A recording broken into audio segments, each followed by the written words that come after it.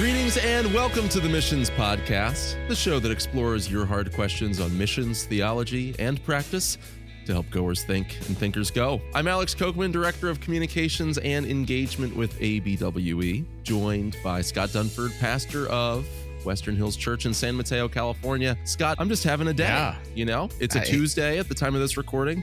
I'm having kind of a Monday. And that's okay because Jesus still loves me. How are you today? Those brutal Tuesdays, they'll just get you, man. You expect it on Monday, but then Tuesday, you know, it just sneaks up on you. It sneaks up on you. It surely does. You know, it's a good reminder that we all have limitations, that we are all just one small part of God's great tapestry of his people, and God's plan for the world doesn't hinge on any single one of us, not even you, Scott. And aren't you glad?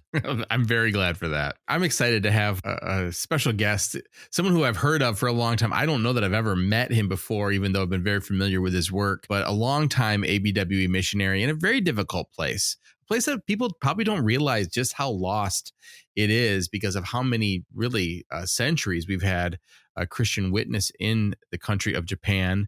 But we're excited to welcome with us, I think soon to be minted, Dr. Chris Sadowitz. So, Chris, welcome. You have a new book that has just come out. He's also a professor, an adjunct professor at Asia Biblical Theological Seminary in Chiang Mai, Thailand, and an author of a new book called Paul Planted, Apollos Watered, but God: Vulnerable Weakness in Ministry and Mission, in which he's the editor and contributor. So, Chris, welcome to our show. We're glad to have you here. Thank you. Glad to be here. Hey, listeners, before we start today's episode, we're doing a special giveaway that we want to invite you to be a part of. We want to flood your life with encouraging resources. And we have several copies of The Science of Missions by Herman Bavinck, that great theologian. This is an oldie but a goodie, and it was recently put on our radar through the recommendation of a friend. If you don't have your hands on this title yet, go ahead and head on over to missionspodcast.com/book. missionspodcast.com/book. And here's all you got to do. Give us your name and your email, and you will be one of those who can potentially win one of 3 copies of this important title and add it to your missions collection. Again, go to missionspodcast.com/book to enter the giveaway. It's open until February 29th, and so you have until that date to get your name and email in there. Until then, good luck. And now, onto the show. You know, speaking of ABWE connections going back, Chris, I don't know that I've had the privilege of connecting with you too many times directly in the past. I did, fun fact, do the doctrinal interview for Daniel when he was in the process of enlisting as a missionary with ABWE himself, your son. And so there's some connections and affinity with the Sadowitz family. So grateful for your ministry, and in truth, sharing the anecdote and Tuesdays and everything at the beginning of the episode, we really do need those humbling reminders from time to time that it doesn't all depend on us, which is why I'm so struck by the subject of this book, which is simply just that great reminder that we have from Paul in Philippians that God's work, evangelistically speaking, takes a variety of different players, and no one single person is responsible for the whole of it except for the Lord. Such comfort from that.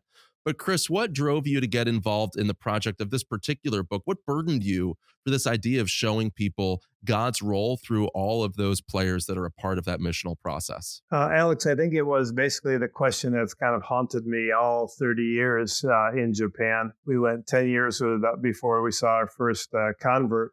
And just this idea of, why so long? Why is it so difficult? Sitting in class at Biola, I heard the name Jim Harries mentioned, the co-editor of this book. And he had this group called the Alliance for Vulnerable Mission. And that just struck me. So I wrote it down on the margins of my notebook. And later on, threw him an email. That was kind of the beginning stages. But this idea of why so long, I talked with my friends I went to Bible college and seminary with, and I hear what they're doing in America or somewhere else, and I try that here, and it doesn't work.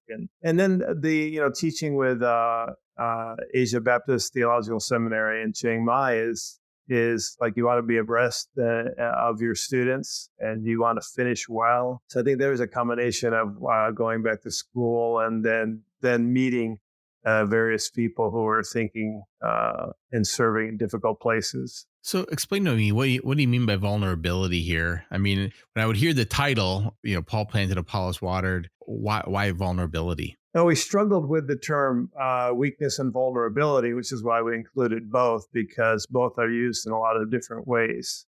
We're weak because of sin, but of course, that's not what the book is about. Well, in a sense, it's interesting that God, who is holy, chooses to use us, knowing that we were prone to sin. Mm-hmm. Vulnerability, we try to define it early in the book as vulnerability not from the fall, but vulnerability in terms of the created order. We're made dependent upon God, not independent from Him. And so we have needs and we have things that can potentially make us vulnerable. We get hungry, we get tired, those kinds of things. So for us, vulnerability is not something to be shunned, but something to be embraced. And we transfer that kind of idea over to ministry. You find a lack of that kind of posture. When going into ministry, we like to have our finances lined up. We like to have our abilities lined up. We'd like to have our everything that is going to make us succeed lined up, ducks in a row kind of a thing. And we don't move from a posture of vulnerability. We move from a posture of we got it all set, ready to go. I felt vulnerable coming into this podcast because I can't figure out how to get hooked up. I don't know how to do it either, and that's why we have a Brian, and we're so thankful for Brian back running the ones and twos behind the camera. But in all seriousness, Chris, let me ask you this question. I think you're beginning to hint at some of these ideas, but I want to draw this out a little bit more. Maybe there's a generational difference at play here. I think there was probably a certain generation that was raised in terms of in ministry, in church settings, have that stiff upper lip. Don't be presenting yourself as vulnerable. Be strong for the sake of others. I think there's virtue in that from a certain perspective, for sure. My generation, so I'm here as the token millennial, and I was raised sort of with this drumbeat of vulnerability in the Christian community, sort of everywhere. My wife pokes fun at me from time to time in small group settings, other church settings. I tend to be, and I've got it under control, but I tend to be that guy that overshares, or wherever that line is, she's always worried that I'm going to cross that slightest bit over it, right? Because, well, we want to be transparent. We want to be authentic. Have we gone too far in that direction? Is there merit to that idea of maybe I'm not going to be an open book for everyone? I'm weak, yes, and I'm dependent, but I also want to be strong in certain ways in the context of certain relationships. How do you balance those things in your mind, both in editing and helping to write this volume, but also in the conversations that you're having in ministry and dealing with people from sort of both sides of that chasm? That's interesting. You describe vulnerability in a personal sense and being open and honest. And certainly that's part of it. But I think the main thrust, what we're thinking of, is vulnerable in terms of our ministry, how we carry and do our ministry. So here's an example. A Korean pastor came by our church a year or 2 years ago and had these flyers to pass out for a fine outreach that they were doing. In fact, a big church, I can't remember the name of it now, in Korea, had this 20-year master plan to go through the major cities in Japan and bring these dynamic speakers, actors, musicians, and do these outreach extravaganzas, I would call them. They're really well done. And they were actually videoing them and showing them back in Korea. I found out later. We attended one of them. But when he came to the church and he had the flyer, he had all these the pictures of the people, and he went through and described who each person was and why they were famous. And I thought to myself, Jesus didn't have one of these, and with the apostles' pictures on them, and he what he did set out to do ministry, and why would these be a draw to Japanese people? They probably don't even know these Korean people. But for the Koreans to do a good job in ministry, that was, the face that they put forward. And for me, I guess that would not be vulnerable ministry. That would be, I'm going to attract people because I'm a famous musician or a famous, movie person. And so I think that the vulnerability in terms of our posturing for how we're going to do ministry is really kind of the idea that I held. It's interesting. And certainly, we know that the ministry in Japan is vulnerable.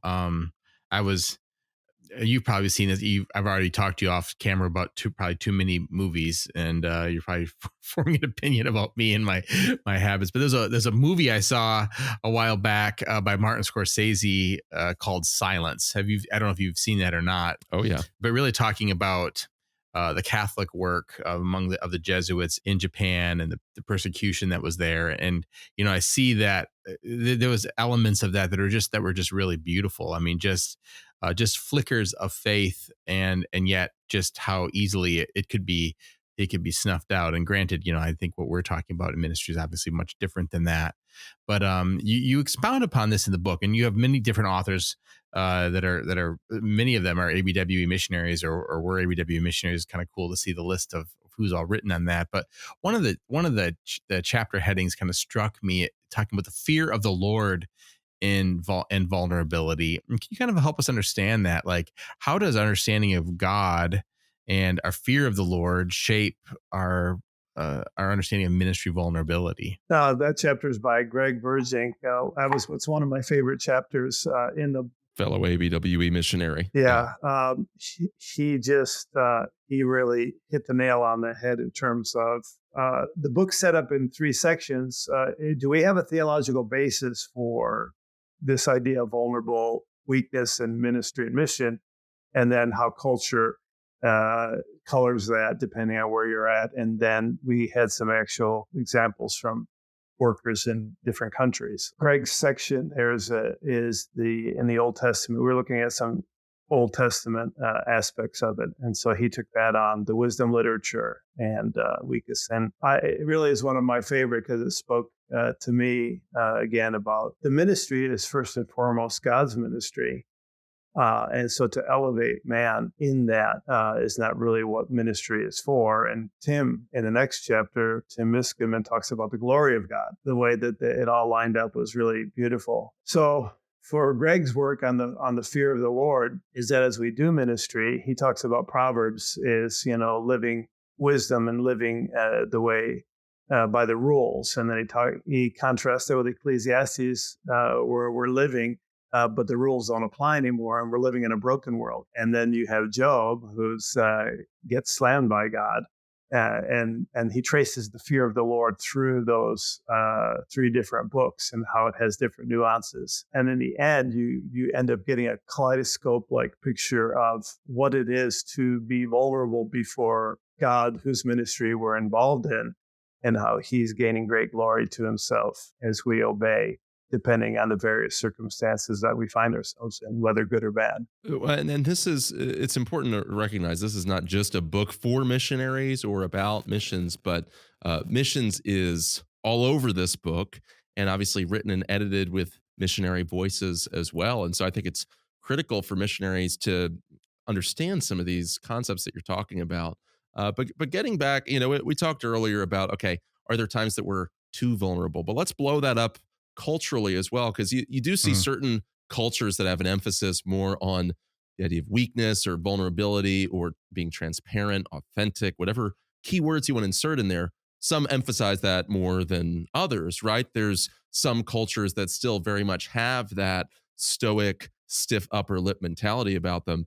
Our culture is sort of unique in that, on the one hand, we've started to idolize weakness or victimhood in a certain way, and anointed victims or perceived victims as sort of a priestly caste in our setup in the West, while at the same time we still value the sort of the magazine, photoshopped beauty and wealth and power and prestige, all the sorts of things that sort of make up celebrity culture as well. We kind of have both of those emphases going on, and I think you see that in different cultures. There's themes of what the culture says it believes in, and then there's undercurrents that sometimes run counter to that. So how have you seen this play out in Japan, for instance, but other settings of ministry as well, where maybe there is that more emphasis on looking really put together on the outside? And how has this message been received, maybe in some of those more traditional cultural settings? We have a young church here in Japan now filled with a lot of Filipinos. It seems like every 4-year term we get a turnaround. And so we've been privileged to serve alongside young Filipino adults and they are very gregarious compared to Japanese people. But as we talk about the overwhelming Christian populations that we have in the Philippines and in America, you have a lot of people that say they're Christian, but then when you dig deep into their social media and see the things that they're saying, you find out they're theological wackos. They shouldn't be calling themselves Christians. So it's really hard people want to be vulnerable and share things, but then there's a lot of untruth out there that's going on. So this whole social media boom, along with the push to be authentic and vulnerable, really kind of is a muddled mess, or as my brother likes to use the word, a morass. It's hard to distinguish truth from error and those kind of things. In terms of ministry, what you said previous about this book being a missions book, the other editor, Jim Harris, and I had this discussion numerous times through the creation of it, in that he started his Alliance for Vulnerable mission in Africa because of colonialism and the effects that it's left on Africa, where Westerners came in with their technology, with their language, and with their finances. And they left a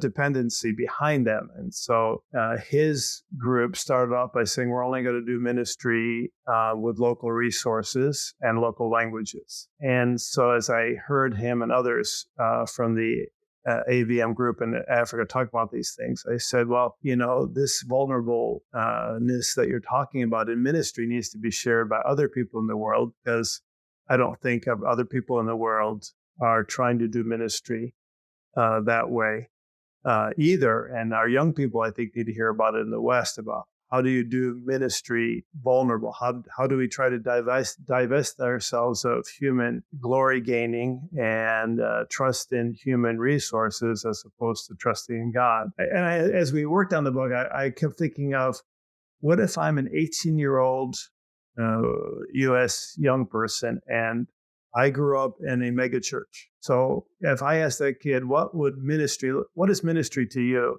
And they would say, okay, they would look at the stage and they would say, okay, you got to be a great professional singer. Okay, I'm not that.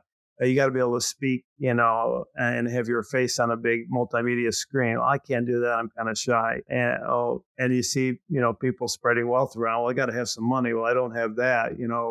How can an 18-year-old do ministry? What is ministry to them? And so we wanted to create something, at least I did, and I kept pushing for this with the others, that, keep thinking of this scenario as you write. How can we enable the 18-year-old, the 19-year-old to go to their neighbor next door and engage in ministry? So although we ended up with a pretty high quality of academic work in the book, I think I'm hoping that the simple message of that anybody can minister with the tools that God has given them. And we can discuss those later on in the show. But how can the average Joe, the average Jane, do what God has equipped them to do? I'm just curious. Why do you call that vulnerability?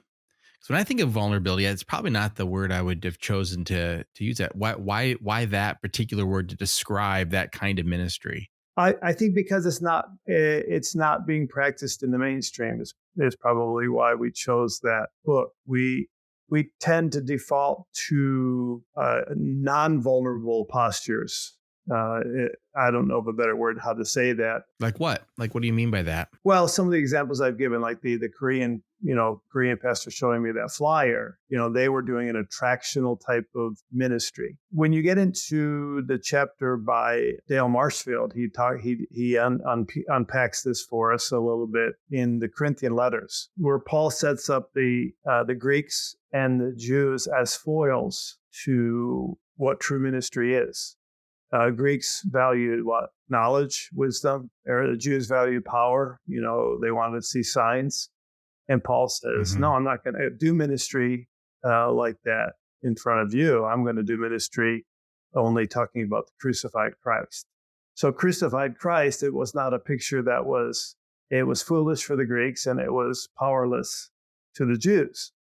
So that would be probably how we would try to define vulnerability in that aspect. We're going to use ways that don't seem, or we're going to come with a mindset that doesn't seem like it's going to be effective. Let's pray. Let's just pray for people. Let's just pray for people. And people write us, what can we do for you? What can we send you in Japan? What can we bring out a trip? Can we send you money? I said, let's pray together. Can you get a prayer team together for Japan that would meet together every week to pray for Japan? Can you do that? I haven't been able to get anybody to do that in 30 years. Where we're taking a kind of a road less traveled and going back to really the grassroots of depending on God to do his ministry through us rather than relying on maybe cultural savvy. Right. It goes back to conversations we've had recently about even some things that we have from church history about what does it mean to have a theology of glory versus a theology of the cross, right? One in which suffering is the exception, the other in which suffering is the rule, that there's a crown, yes, but there's also a cross that precedes the crown. But I'm curious, Chris, how does that relate to also the theme which you have in the title of the book, which is that Paul planted, Apollos watered, this fact that the gospel task involves multiple players as well. Yeah, players who are willing to be weak, willing to be vulnerable, willing to be dependent upon the ordinary means of grace, things like ordinary gospel preaching, as foolish as it sometimes seems to the world, things like prayer, that's what we're dependent on in our methodology. But then you also have this sort of chain reaction type of theology that Paul gives us, where one person plants a seed, another comes along and fertilizes the soil or adds water or adds sunlight, and that all of this adds up to God's purposes in drawing people to himself.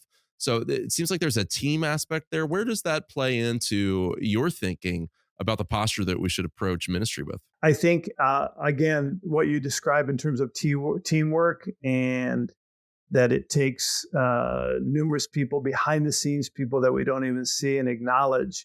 And yet the cultural pull in our churches and kind of in our culture makes us miss that, I think, in that we don't, we elevate one person. You hear people, hey, did you hear that preacher on YouTube? Some famous preacher's name comes up. And it's like, well, there's so many people behind that preacher, those that trained him, those that help support the ministry there. The church is growing big, not because he preaches so well. Maybe there's a lot of ladies that are hanging out laundry in their backyard talking to their neighbors. Their name is never going to make it anywhere. But we always focus in on the name and those kinds of things. So we miss the team picture. And I think people in the churches where they see the person up front, they forget that they have a part to play in that teamwork underneath. And so the book is an attempt to, again, awaken everybody's responsibility to be part of the team, whatever part that might be. But I think by cultural default, we all want to be one of the bigger parts, right? Using the body analogy in Corinthians about the toe or the head. I mean, I think, especially in the West, is that we all want to be the head. We want to be one of the more visible parts. And I see that kind of idea spreading, like even somewhere like the Philippines, where they're copying the exact same things that I saw happening as a kid growing up in the churches here in America. So yeah, culture plays a way, I think, in pulling us away from God getting glory, the team working together, being small and unnoticed is okay. Do you think it's a cultural thing? My instinct would have been that it's a pretty transcultural thing with just different cultural expressions. What do you mean by you think that's just, a Western idea? Because I mean, it seems like when Paul's bringing that out about that concept of the head, the foot, the whole body, that he's seeming like applying that to pretty much. Seems like it could be applied pretty much to anybody in any culture. I think you're right, Scott. I think it's a human norm. I think the Western culture has a strong influence around the world. I don't think we would argue that, but we see more and more other cultures, coming this way. But I mean, in America, you don't find a lot of people they want to learn Japanese, even though they watch anime and whatnot. But you have 10, 20, 30 times more Japanese that want to learn English. So there's always been that kind of a flow. So I think we exert more force with our culture. So I agree with you in part.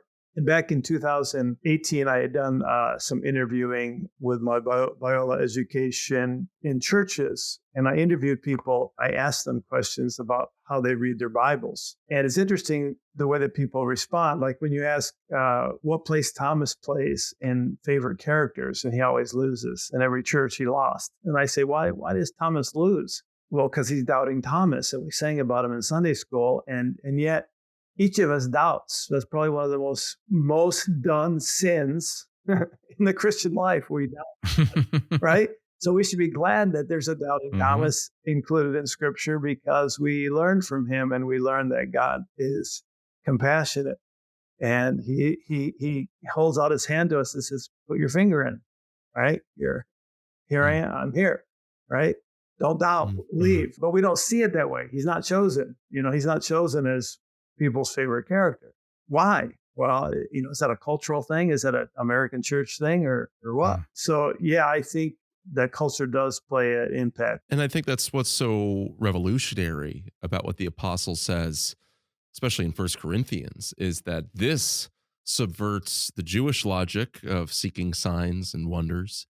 It also subverts the Greek logic of seeking wisdom. This is the foolishness of Christ crucified. I think every culture has its version of signs and wonders or of seeking wisdom. And Scripture gives us categories to aspire after, godly ambition, like what the Apostle Paul himself espouses in Romans 15, that he has an ambition to reach those who don't even know Christ yet at all, haven't even heard his name. Scripture gives us categories to strive for virtue, for greatness defined in godly ways. But it also gives us this. It's sort of really the pebble that should be in the shoe of every missionary and every believer. The fact that we serve a crucified Lord. And that's going to mean that whatever greatness looks like and pursuing it looks like for us, it's going to mean that there's death involved, that there's certainly vulnerability, that there's weakness. It's not going to look quite like the world wants it to look, especially not the way that sort of affluent, power, celebrity chasing North American culture wants to treat that as well. So I think there's a lot of wisdom and a lot of lessons we could potentially glean from your work on this, Chris, and the work of the other missionaries and authors that have contributed to this. So tell us how we can get our hands on a copy. Amazon. Amazon.com, I guess. You can go to Whitpish in Stock, and they will ship it to you as well. I think Barnes and Nobles. All right. So wherever great books are sold, Paul planted, Apollos watered, but God. It's the name of the book. Vulnerable Weakness in Ministry and Mission, edited in part by Chris Sadowitz, missionary with ABWE, adjunct professor at Asia Biblical Theological Seminary. Chris, thank you so much for joining us. We appreciate having you on the show. And thank you for watching or for listening. Now, if you are a regular listener, we're so grateful for the way that you're listening, you're sharing the show with friends, writing into us, emailing us. We're so grateful for the ways that you engage. You can go to missionspodcast.com to get more content, but also, would you consider hitting that support tab at the top of the website? This is a ministry of ABWE, and that allows us to do more for the kingdom, to bring you encouraging and insightful content to equip you in your own missional lifestyle. And so if the Lord would put that on your heart, we would encourage you to do so. We're so grateful for all of our partners in this ministry. As we said, the Missions Podcast is a ministry of ABWE. To learn more about ABWE, head on over to abwe.org. And while you're there, you can take your next steps on reaching the nations. And so until our next conversation that we'll be bringing you, go disciple all nations. Lord bless.